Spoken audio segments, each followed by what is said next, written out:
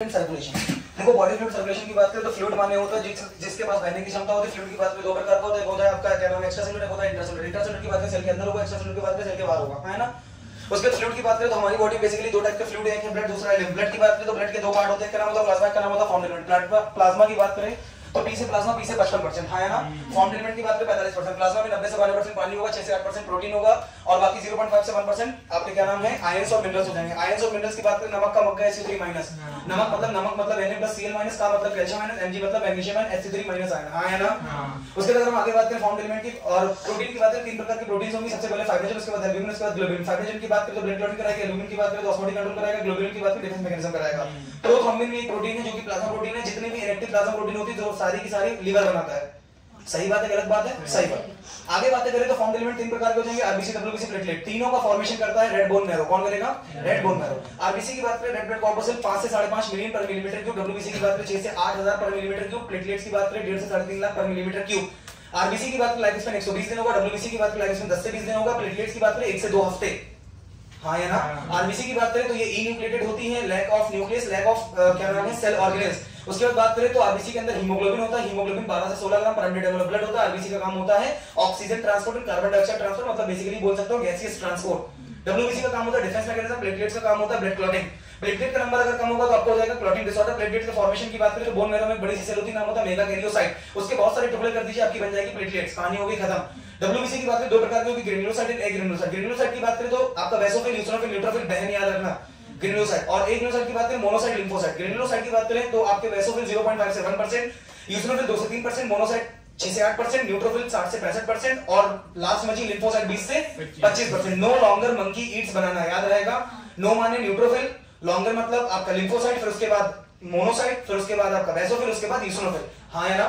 आगे अगर हम बातें करें तो वैसोफिल याद रखना इंफ्लेमेटरी रिएक्शन कराएगा, एलर्जी रिएक्शन कराएगा, रिलीज हिस्टामिन, सेरोटोनिन, हेपेरिन। उसके बाद अगर आगे बात करें तो जो आपकी यूसिनोफिल है, यूसिनो मतलब headphone shape nucleus, resist infection करेगा। और उसके बाद अगर हम आगे बातें करें तो आपका क्या नाम है न्यूट्रोफिल, मोनोसाइट फाइगोसाइटिक नेचर हो जाएगी। मोनोसाइट का मॉडिफिकेशन आपका मैक्रोफेजेस हो जाएगी और जो न्यूट्रोफिल होगी सॉरी जो आपकी लिम्फोसाइट होगी दो प्रकार की होगी, बी लिम्फोसाइट, टी लिम्फोसाइट, जो कि आपका इम्यून रिस्पांस देगी। बोलो हाँ यार, खत्म हो गया। बात करते हैं हम क्या नाम है उसका प्लेटलेट्स भी खत्म कर चुका हूं ऑलरेडी। बात करते हैं ब्लड ग्रुपिंग की। जैसा एंटीजन वैसा ब्लड ग्रुप। एंटीजन दो प्रकार के होंगे, antigen A, antigen B. Antigen are present on the surface of RBC, antibodies are produced in the plasma. Antigen दो होंगे, एंटीजन ए, एंटीजन बी। जैसा एंटीजन वैसा ब्लड ग्रुप। एंटीजन ए तो blood group A, antibody A. B antigen B, blood group B, antibody A. Antigen दोनों A and B तो blood group A B, antibody कोई नहीं। और antigen कोई नहीं तो ब्लड ग्रुप ओ, एंटीबॉडी दोनों। A B is the universal recipient due to the absence of both antibodies and O is the universal donor due to the presence of की due to the absence of antigen, due to the absence of antigen. अगर हम बात करें आगे तो किसको कौन blood दे सकता है? सेम वाला सेम को, ओ वाला सबको, मतलब ए को ए देगा, बी को बी देगा और ए बी को सब देंगे और ओ को कोई नहीं देगा सिवाय ओ के। तो ए को कौन ब्लड दे सकता है? ए और ओ। बी को कौन दे सकता है? बी और ओ। ए बी को कौन दे सकता है? सब। A B is the universal recipient और ओ को कोई नहीं दे सकता क्योंकि ओ के पास कोई भी एंटीजन नहीं है, इसलिए नहीं। ओ के पास दोनों प्रकार की एंटीबॉडीज हैं, इसलिए। अच्छा बात करते हैं आरएच एंटीजन की। आरएच एंटीजन जिसके पास प्रेजेंट होगा उसका ब्लड ग्रुप पॉजिटिव होगा, जिसके पास नहीं होगा उसका ब्लड ग्रुप नेगेटिव होगा। नियरली 80% पॉपुलेशन के पास आरएच एंटीजन प्रेजेंट होता है, मतलब 80% पॉपुलेशन आपकी आरएच पॉजिटिव ब्लड ग्रुप की होगी, चाहे उसका कोई भी ब्लड ग्रुप हो। उसके बाद बात करते हैं आरएच इनकम्पेटिबिलिटी की। एरिथ्रोब्लास्टोसिस फीटालिस, मदर नेगेटिव बाकी सबके सब पॉजिटिव। पहले बच्चे को कोई बीमारी नहीं होगी लेकिन पहले बच्चे की वजह से मदर के अंदर एंटीबॉडी बनेगी और दूसरे बच्चे के अंदर अगर वो एंटीबॉडी चलेगी तो बच्चा मर सकता है। उसके पास हो जाएगा क्या नाम है आरएच वो आरबीसी का क्या होता है क्लम्पिंग, उसके बाद एनीमिया, उसके बाद जॉन्डिस, उसके बाद डेथ। बोलो हाँ या ना, ये सारी चीजें होती खत्म। अब आता है आपका ब्लड क्लॉटिंग। ब्लड क्लॉटिंग में बात करें जैसे ही ब्लड लॉस होगा तो आपका platelet thromboplastin, tissue thromboplastin release होगा जो कि बनाएगा थ्रोम्बोकाइनेज। थ्रोम्बोकाइनेज क्या करेगा? पहले से ही ब्लड में मौजूद प्रोथ्रोम्बिन को एक्टिव करेगा, थ्रोम्बिन में बदले में थ्रोम्बिन एक्टिव करेगा फाइब्रिन टू द फाइब्रिन और इससे हो जाएगी ब्लड क्लॉट। समझ में आया बात? आयरन रिस्पांसिबल कौन होगा? कैल्शियम। अरे हाँ है ना। और एक विटामिन रिस्पांसिबल होगा विटामिन के। बात आती है लिम्फ की। लिम्फ क्या है? जो कि आपका ब्लड से ही बना, ब्लड में मिल जाना लिम्फ कहलाएगा, क्योंकि जो भी क्लोज सर्कुलेटरी सिस्टम वाले ऑर्गेनिज्म हैं उनके अंदर जो है डायरेक्टली ब्लड कभी भी किसी ऑर्गन को टच नहीं करेगा, तो ब्लड कैपिलरी से जो चीजें फ्लो होगी, जो चीजें बाहर जाएंगी वही कहलाएगा लिम्फ। लिम्फ को लिम्फ नहीं बोलते, लिम्फ को बोलते इंटरस्टिशियल फ्लूइड या टिश्यू फ्लूइड। जब वो पहली बार लिम्फेटिक कैपिलरीज में जाएगा तब उसको बोलेंगे आप लिम्फ। उसके बाद अगर बात करें lymph act as a middleman of the body, lymph जो है ट्रांसपोर्ट कराता है हार्मोन्स का, न्यूट्रिएंट्स का, लिम्फ एक्सचेंज कराता है बिटवीन ब्लड एंड टिश्यू, उनके बीच में गैसेस का एक्सचेंज कराएगा, सारा कुछ कौन कराएगा? लिम्फ। लिम्फेटिक वेसल्स की बात करें, लिम्फेटिक कैपिलरीज, लिम्फेटिक वेसल्स, उसके बाद right and left thoracic duct, और उसके बाद आपका चला जाएगा राइट वेना कावा के, राइट एट्रिया में चला जाएगा through the superior vena cava के थ्रू। तो समझ में आया बात? सर्कुलेटरी सिस्टम की बात करें तो आपका सर्कुलेटरी सिस्टम अगर बात करें fishes, amphibian, reptile, bird, mammal, तो फिशेस में 2 चैम्बर्ड हेड होता है, एम्फीबियन रेप्टाइल में 3 चैम्बर्ड हेड होता है, क्रोकोडाइल, बर्ड्स और मैमल्स में 4 चैम्बर्ड हेड होगा। अगर हम बात करें फिशेस में सिंगल सर्कुलेशन होगा, वेनस हार्ट होगा क्योंकि इसके पास सिर्फ और सिर्फ डीऑक्सीनेटेड ब्लड जाता है। उसके बाद करें एम्फीबियन रेप्टाइल में, तो इसके पास 2 एट्रिया, 1 वेंट्रिकल है। एट्रिया में दोनों में ब्लड अलग अलग रहेगा क्योंकि राइट एट्रिया से जाएगा डीऑक्सीनेटेड, लेफ्ट एट्रिया से जाएगा ऑक्सीजनेटेड, लेकिन वेंट्रिकल एक होने की वजह से दोनों में ब्लड क्या हो जाएगा? मिक्स, इसलिए इसका सर्कुलेशन कहलाएगा इनकम्प्लीट डबल सर्कुलेशन या मिक्स सर्कुलेशन। हाँ या ना? उसके बाद अगर हम बात करें क्या नाम है बर्ड्स, मैमल्स और क्रोकोडाइल में, इसमें 2 एट्रिया है, 2 वेंट्रिकल है, दोनों एट्रिया दोनों वेंट्रिकल में ब्लड अलग अलग रहता है, राइट साइड में रहता है डीऑक्सीनेटेड, लेफ्ट साइड में रहता है ऑक्सीजनेटेड, इस वजह से इनका दोनों का ब्लड कभी मिक्स नहीं होता, दोनों अलग अलग पाथवे, इस वजह से इसको बोलेंगे double circulation, complete double circulation. बोलो हाँ या ना? ह्यूमन सर्कुलेटरी सिस्टम की बात करें तो ह्यूमन के पास हार्ट है, हार्ट इज मेसोटर्मिनल ऑरिजिन। हार्ट की बात करें तो हार्ट के पास जो है चारों तरफ की जो कवरिंग है पेरिकार्डियम कहलाएगी। हाँ, उसके बाद मायोकार्डियम, उसके बाद एंडोकार्डियम। बोलो हाँ या ना? उसके बाद करें पेरिकार्डियल फ्लूइड भरा होता है जो फ्रिक्शन को घटाता है। हाँ घटाते, गलत नहीं बोलूंगा, सही बोलूंगा। उसके बाद आगे बात करें हार्ट के पास 4 चैम्बर होते हैं, 2 स्मॉल अपर चैम्बर जिसका नाम ऑरिकल होता है, 2 बड़े लार्ज वेंट्रिकल्स। वेंट्रिकल में बात करें लेफ्ट वेंट्रिकल सबसे बड़ा होता है, उससे छोटा राइट वेंट्रिकल होता है, उससे छोटा राइट एट्रिया और सबसे छोटा लेफ्ट एट्रिया। क्लियर है बात? सीक्वेंस। अच्छा उसके बाद अगर आगे बात करें तो इंटर एट्रियल सेप्टम थिन होता है, इंटर वेंट्रिकुलर सेप्टम थिक होता है, और उसके बाद अगर बात करें atrio ventricular septum thick and fibrous होता है। एट्रियो वेंट्रिकुलर सेप्टम में स्पेस होता है जिसको बोलते हैं आप एवी वॉल्व। एवी वॉल्व की बात करें राइट साइड में ट्राइगेस्पेड वॉल्व, लेफ्ट साइड में बाइगेस्पेड। बाइगेस्पेड का दूसरा नाम होता है मित्रल वॉल्व। बोलो हाँ या ना? उसके बाद अगर हम आगे बात करें तो right upper corner of the right atria में होता है एसए नोड। एसए नोड का काम होता है, एसए नोड को electric pacemaker of the heart. SA node की बात करें तो ये कहलाता है आपका क्या नाम है सबसे ज्यादा इलेक्ट्रिकल इंपल्स जनरेट करने वाला, यही होता है 70 से 75 टाइम्स पर मिनट। उसके बाद एसए नोड के बाद AV node, lower left corner of the right atria, इसमें होता है एवी नोड। एवी नोड के बाद AV bundle, bundle of Purkinje fibre. बोलो हाँ है ना? Right AV bundle left AV bundle को मिला के क्या बोलते जाता है? Bundle of laser. Purkinje fibre में होता है fastest electrical conduction. Purkinje fibre की बात करें तो ये आपका फास्टेस्ट, ये वेंट्रिकल में मैसेज लेके जाते हैं। अगर मैं बात करूं आगे तो वॉल्व का काम होता है बैकफ्लो ऑफ द ब्लड को रोकना from ventricle to the atria. लेकिन अगर मैं बात करूं क्या नाम है कॉर्डी टेंडनी, जो कि पेपिलरी मसल्स का मॉडिफिकेशन है, कॉर्डी टेंडनी का काम होता है बैकफ्लो ऑफ द वॉल्व को रोकना। जब वेंट्रिकल तेजी के साथ कॉन्ट्रैक्ट करेंगे तो वॉल्व वापस ना चले जाए, इसलिए कौन कॉन्ट्रैक्ट नहीं करे, मतलब कौन उसको रोकेगा? कॉर्डी टेंडनी। हाँ या ना? वॉल्व 2 प्रकार के थे, एक आपके एवी वॉल्व थे, दूसरे सेमिलुनर वॉल्व थे। एवी वॉल्व 2 प्रकार के हैं, एक ट्राइगेस्पेड एक bicuspid. Tricuspid right ventricle, bicuspid left atria left ventricle. Semilunar valve pulmonary artery and आपका एओर्टा। क्लियर है बात? अब बात करेंगे आप क्या नाम है कार्डियक साइकिल। सबसे पहले इंपल्स का कंडक्शन की बात करें तो एसए नोड से एवी नोड, एवी नोड से एवी बंडल से right AV bundle, left AV bundle, उसके बाद बंडल ऑफ लेजर और पुर्किंजे फाइबर। एसए नोड जैसे इलेक्ट्रिकल इंपल्स निकालेगा वैसे ही कौन कॉन्ट्रैक्ट होगा? एट्रिया। सुनो, कार्डियक साइकिल 0.8 सेकंड में कंप्लीट होता है। एक एट्रिया का कॉन्ट्रैक्शन 0.1 सेकंड में, एक वेंट्रिकल कॉन्ट्रैक्शन 0.3 सेकंड में, मतलब जॉइंट डायस्टोल होता है 0.4 सेकंड के लिए। हाँ है ना? एट्रिया अगर 0.1 सेकंड के लिए कॉन्ट्रैक्ट कर रहा है मतलब 0.7 सेकंड के लिए रिलैक्स कर रहा है। वेंट्रिकल अगर 0.3 सेकंड के लिए कॉन्ट्रैक्ट कर रहा है मतलब 0.5 सेकंड के लिए क्या कर रहा है? डायस्टोल कर रहा है। हाँ है ना?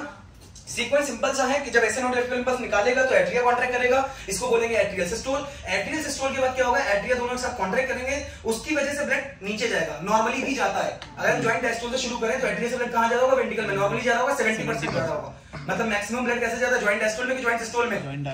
सिस्टोल हो ही नहीं सकता जॉइंट वाला। बोलो हाँ है ना? मतलब उस टाइम पे एवी वॉल्व खुले होंगे, जॉइंट डायस्टोल के अंदर दौरान एवी वॉल्व खुले होंगे और सेमिलुनर बंद होंगे, और जॉइंट डायस्टोल के दौरान ए से बी में ब्लड जा रहा होगा, मतलब एट्रिया से वेंट्रिकल में फ्रीली जा रहा होगा, नॉर्मली जा रहा होगा, 70% जा रहा होगा। जैसे SA node electrical impulse generate करेंगे तो एट्रिया कॉन्ट्रैक्ट करेंगे, तेजी के साथ जो बचा हुआ 30% है वो भी चला जाएगा। अब क्या होगा? AV node, AV bundle, bundle of Purkinje fibre, ventricle करेंगे कॉन्ट्रैक्ट। वेंट्रिकल कॉन्ट्रैक्ट करने की वजह से एट्रिया में ब्लड ना चला जाए, सबसे पहले कौन से वॉल्व बंद होंगे? एवी वॉल्व बंद होंगे, आवाज आएगी लब। First heard sound is produced during the closing of AV valve, and AV valve closed by the AV valve closed due to the contraction of ventricle. अब ventricle contract की इस वजह से AV valve close हुआ, इस वजह से पहला heart sound आया जिसका नाम आया लव। अरे बोलो हाँ या ना? उसके बाद अगर आगे बातें करें तो वेंट्रिकल क्या करेंगे? डायस्टोल करेंगे। डायस्टोल जैसे ही करना शुरू करेंगे वैसे ही आपके क्या नाम है? सेमिलुनर वॉल्व हो जाएंगे बंद। अच्छा, वेंट्रिकल जब सिस्टोल किया तो एवी वॉल्व हुए थे बंद और सेमिलुनर खुले थे, तो ब्लड चला जाएगा लंग्स और बॉडी में। अब क्या होगा? सेमिलुनर जैसे वेंट्रिकल डायस्टोल कर रहा है तो एवी वॉल्व उस वजह से खुल जाएंगे और सेमिलुनर उस वजह से बंद हो जाएंगे। जैसे सेमिलुनर बंद होंगे second heart sound that is dub. हाँ या ना? ठीक। फर्स्ट हार्ट साउंड इज लब लाउडर और second heart sound is dub. ठीक। आगे अगर हम बातें करें तो कार्डियक साइकिल होती है खत्म। कार्डियक साइकिल में जो एक वेंट्रिकल ने एक कार्डियक साइकिल में जो ब्लड निकाला उसको हम बोलते हैं stroke volume. Blood pump by each ventricle in one cardiac cycle is known as stroke volume. और यही स्ट्रोक वॉल्यूम अगर हम 1 मिनट का कैलकुलेट करेंगे तो ये कहलाएगा कार्डियक आउटपुट। क्या कहलाता है? तो कार्डियक आउटपुट बराबर क्या हो जाएगा? Stroke volume into heartbeat. Stroke volume क्या होता है कि जब नॉर्मली हमारे वेंट्रिकल डायस्टोलिक कंडीशन में था उस टाइम पे था 120 ml और जब सिस्टोल कर लिया उसके बाद बचा 50 ml, मतलब जो चला गया उसी को बोला स्ट्रोक वॉल्यूम। स्ट्रोक वॉल्यूम बराबर हो गया 70 ml। और 70 इनटू अगर 72 करोगे क्योंकि 1 मिनट में कार्डियक साइकिल कितनी आएगी? 72, क्योंकि हार्ट बीट कितनी होगी? 72, मतलब एक कार्डियक साइकिल बराबर एक हार्ट बीट, मतलब एक हार्ट बीट का टाइम होगा 0.8 सेकंड। हां या ना? 72 इनटू 70 करोगे मतलब 5040 ml, मतलब एक नॉर्मल ह्यूमन बीइंग का 5 लीटर होता है कार्डियक आउटपुट। क्लियर है? आगे बढ़ते हैं तो क्या आता है? डबल सर्कुलेशन आएगा, सिस्टेमिक आएगा और वो पल्मोनरी आएगा। राइट वेंट्रिकल से शुरू होगा और लेफ्ट एट्रियम पे खत्म होगा पल्मोनरी, और लेफ्ट वेंट्रिकल से शुरू होगा और राइट एट्रियम पे खत्म होगा सिस्टेमिक। सिस्टेमिक का काम है बॉडी में ट्रांसपोर्ट कराना, पल्मोनरी का काम है एक्सचेंज ऑफ गैसेस कराना। डीऑक्सीनेटेड लेके जाएगा, ऑक्सीनेटेड लेके आएगा। सिस्टेमिक ऑक्सीनेटेड लेके जाएगा, डीऑक्सीनेटेड लेके आएगा। क्लियर है?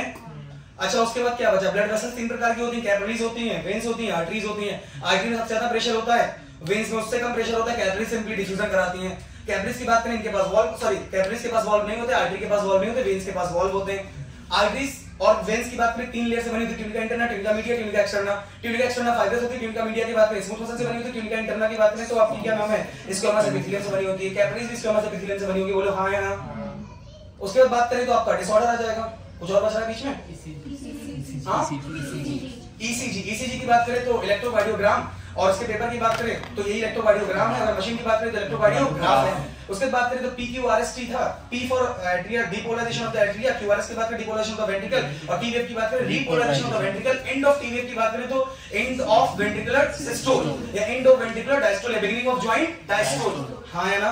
ये सारी कहानियां थी। उसके बाद अगर आगे बातें करें तो हाइपरटेंशन मतलब 140/90 अगर कई दिनों तक लगातार बना रहे तो उसी को क्या बोलेंगे? हाइपरटेंशन।